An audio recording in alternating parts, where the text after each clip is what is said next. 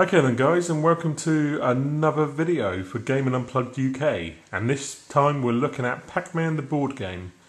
This is obviously a conversion of the hit arcade game, and MB made a shitload of these back in the day. They did Pac-Man, Defender, Donkey Kong, Frogger, you name it, they did a board game of it, and such was the popularity of it that they even started doing non-arcade games like The Legend of Zelda and Sonic the Hedgehog. Anyway, our focus today is on Pac-Man, so let's take a look at the actual game itself. Here's the board, and as you can see, it's fairly reminiscent of the actual arcade game. Now, we're not quite sure why they didn't actually replicate the maze in its entirety, because I'm guessing it could have been easily done, but it's still pretty good. And as you can see here, we've got marbles to represent the power pellets. Here's some yellow ones, and we've got these cool Pac-Man. Now, back in the day, everybody wanted to be the yellow Pac-Man because obviously he's the proper one. And there would be huge arguments, at least in my household, when I used to play this with my brothers and sisters. There'd be huge arguments over who'd be who. So the actual game is fairly simple. It's basically Hungry Hippos, the board game, with Pac-Man. So you've got two ghosts in the centre, and on every turn, every player rolls the dice. You roll the dice, and you've got a choice of using one of the dice to move your Pac-Man, or the other one to move the ghost. So when you move your Pac-Man, you go around the board, eating up the marbles, and if you want, you can go whacker whacker as you're picking them up. So whacker whacker whacker whacker. Oh shit, it's got away from me. 4, 5, and then once you've done that, you can move the ghosts. Now, obviously, you don't want to move the ghosts near your Pac-Man. So there's a little bit of strategy as you try and make sure that you take out your opponent's Pac-Man instead of your own.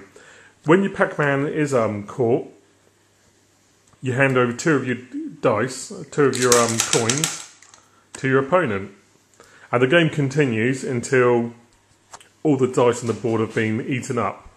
Now, the yellow pills, in the arcade game, you could obviously eat the actual ghosts when you got the yellow pills. You can do the same here, but the actual wording of the board game is really dodgy. And this is one of the things that I have noticed with these MB games, is that there's so much ambiguity with regards to how the actual instructions work. So it gives you the impression that once you store a yellow pill, 1, 2, 3, your Pac-Man is invincible until you capture a ghost. Now, I'm sure this isn't right, because by that reasoning, you could have effectively just keep on going around this area, constantly ensuring you've got a pill on you so that you can't get destroyed, which is shit. So the way we've been playing it, and it's probably the correct way, but like I said, it's really hard to work out.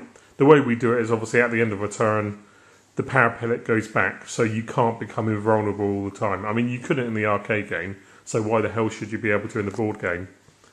And that's pretty much it. I mean, it's one of those rare MB arcade games which does actually work really well. It not only captures the entire essence of Pac-Man anyway, i.e. to go around munching up pills, but it also plays really well as well.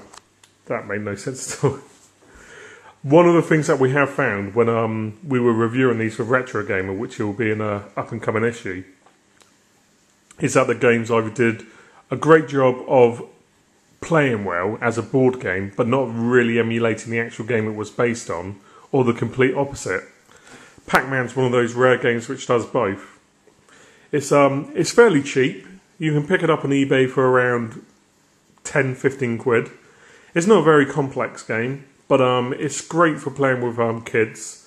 It's not as noisy as Hungry Hippos. As much as I like playing Hungry Hippos, it makes so much fucking noise when you're smashing down on the back of their tails. So I'd really recommend Pac-Man as a fun alternative. It's aged for 7 to 14 years, although I'm 38 and I still like playing it. and as I said before, it's for 2 to 4 players.